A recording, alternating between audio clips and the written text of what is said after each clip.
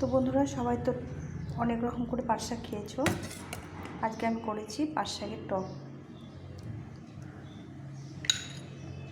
এটা প্রথম ভাতে আর শেষ ভাতে খাওয়ার শেষে খেতে ভীষণ ভালো লাগে। পাট শাকের অনেক রেসিপি খেয়েছো, একবার এইভাবে পাট শাকের টক খেয়ে দেখো, ভীষণ ভালো লাগে। এই গরমে এরকম করে পাতলা পাতলা টক খেলে শরীরও ভালো থাকে আর খেতেও ভীষণ ভালো লাগে। প্রথম ভাতে যদি এরকম এক বাটি টক থাকে বা শেষে ভাত খাওয়ার শেষে খালি মুখেও খেতে ভালো লাগে। তাছাড়া এটা ভাত দিয়ে বেশি ভালো লাগে, খেতে দারুণ লাগে। তোমরা কারা কারা খেয়েছো এরকম পাট শাকের টক অবশ্যই জানিও কমেন্ট করে। আর যারা খাওনি তারা একবার বানিয়ে ফেলো, অবশ্যই বানিয়ে খেও, খুব ভালো লাগে খেতে। আমার তো ভীষণ ভালো লাগে, আমি মানে কি বলবো তোমাদের, প্রচণ্ড ভালোবাসি আমি এই পাট শাকের টক। তো চলো বানিয়ে নিই। হ্যালো বন্ধুরা, কেমন আছো? আশা করছি সবাই ভালো আছো। তো দেখো, এখন সুন্দর কচি কচি পাট শাক উঠেছে। তো আমি আজ পাট শাকের একটু অন্যরকম করে রেসিপি বানাবো। শাকগুলো কি তরতাজা দেখো, খুব সুন্দর, একদম কচি কচি লকলকে দেখো। তো এই কচি কচি শাকের একটা রেসিপি বানাবো, খেতে ভীষণ ভালো লাগে। এইভাবে মাথাগুলো আমি কেটে নিচ্ছি।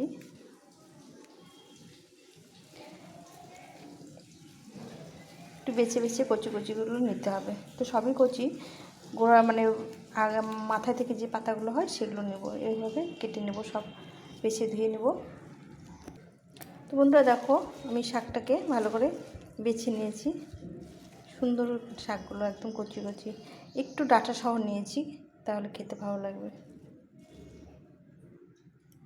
তো শাকটাকে ভালো করে ধুয়ে নিতে হবে। এই শাকেও প্রচুর পোকামাকড় থাকে, তা আমি ধুয়ে নিই। প্রথমে শাকটা ভালো করে বেছে ধুয়ে নিয়েছি। তো এখানে আমি একটা হাঁড়ি বসিয়ে দিয়েছি, হাঁড়িতে একটু জল দিয়ে দেবো।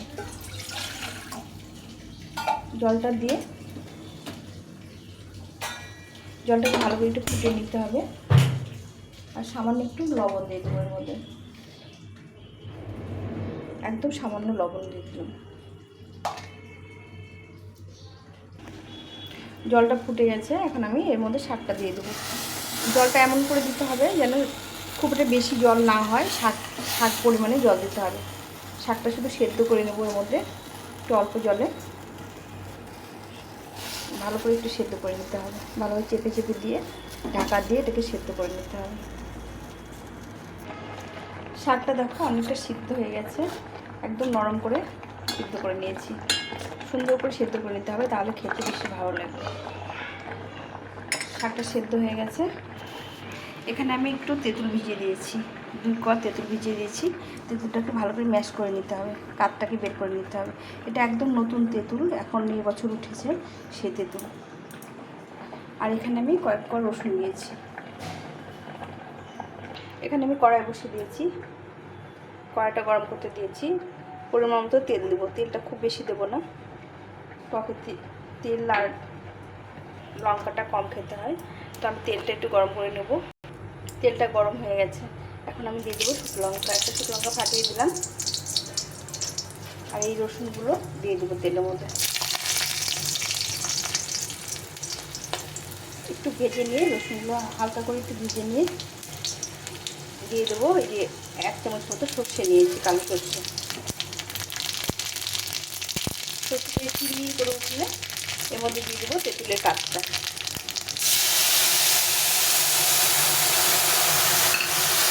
এখন দিয়ে দেবো স্বাদ মতো লবণ। লবণটা দিয়েছিলাম শাকটা সেদ্ধ করার সময়, একটু কম দিতে হবে। আর দিয়ে দেবো হলুদ গুঁড়ো, পরিমাণ মতো হলুদ গুঁড়ো দিয়ে এটাকে ভালো করে নেড়ে চেড়ে নিতে হবে। এটা খেতে দারুণ লাগে, গরম গরম ভাতে এরকম যদি টক হয় না, দারুণ খেতে লাগে। এখন আমি এই যে শাকটাকে সেদ্ধ করে রেখেছিলাম, শাকটা এর মধ্যে দিয়ে দেবো।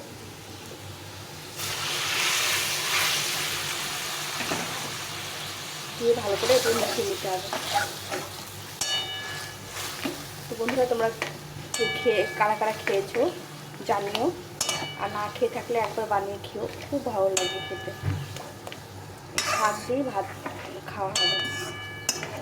দেখো সুন্দর একটা কালার চলে আসে, খেতেও ভীষণ ভালো লাগে, দারুণ লাগে খেতে। তো বন্ধুরা দেখো টকটা হয়ে গেছে। এটা সবুজ কালার রাখা যেত, যদি আমি একটু ঠান্ডা জল দিয়ে করতাম তাহলে সবুজ হতো, কিন্তু আজকে আমি এভাবেই করলাম। এখন আমি একটু গুড় দিয়ে দেবো, তোমরা চাইলে চিনিও দিতে পারো। গুড় দিলে একটু স্বাদটা ভালো হবে, খুব মিষ্টি হলে ভালো লাগবে না, একটু একটু টক একটু মিষ্টি হবে, তাতে খেতে ভালো লাগবে। তো মিষ্টিটাকে এইভাবে করে নিতে হবে, নিয়ে নেড়ে চেড়ে নামিয়ে দিতে হবে। কিছুক্ষণ টাইম ধরে মিষ্টিটাকে গলিয়ে দিতে হবে। এই হাতা দিয়ে করার কারণ যে এটা ভালো করে একটু ম্যাশ হয়, হাতা দিয়ে করলে এই রসুনগুলো একটু ম্যাশ হয়ে যাবে, সব কিছু ম্যাশ হবে, খেতেও ভীষণ ভালো লাগে। এই দেখো এটা ভাত দিয়ে খালি মুখেও খেতে ভীষণ ভালো লাগে। ভাত খাওয়ার পরে শেষে এরকম যদি একটা টক হয় দারুণ লাগে খেতে। তো তোমরা কারা কারা এইভাবে টক করে খাও জানিও। আমি এটা আমার শ্বশুরবাড়ি থেকে শিখেছি। আমার শ্বশুরবাড়ি একটু গ্রাম সাইডে, ওরা এইভাবে টক রোজই ওদের পাট শাক যখন ওঠে তখন তেঁতুল দিয়ে বা আম দিয়ে সুন্দরভাবে এই টক করে।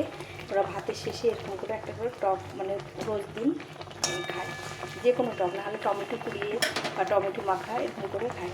তো ওদের টক একটা প্রতিদিন একটা টকের প্রয়োজন, তো সেখান থেকে আমি এই রেসিপিটা শিখেছি। তো তোমাদের যদি ভালো লেগে থাকে তাহলে একটা লাইক দিয়ে বন্ধুদের সঙ্গে শেয়ার করে দিও, নতুন নতুন বন্ধুদের সঙ্গে এই রেসিপিটা শেয়ার করে দিও। নতুন বন্ধুরা অবশ্যই সাবস্ক্রাইব করে পাশে থেকো, আর আমার চ্যানেলে তোমরা একটু বেল বাটনটা অন করে দিও, তাহলে নতুন নতুন রেসিপিগুলো তোমরা দেখতে পাবে প্রথমে। তো চলো এটা হয়ে গেছে, নামিয়ে দিই। এখন থেকে নামিয়ে নেব।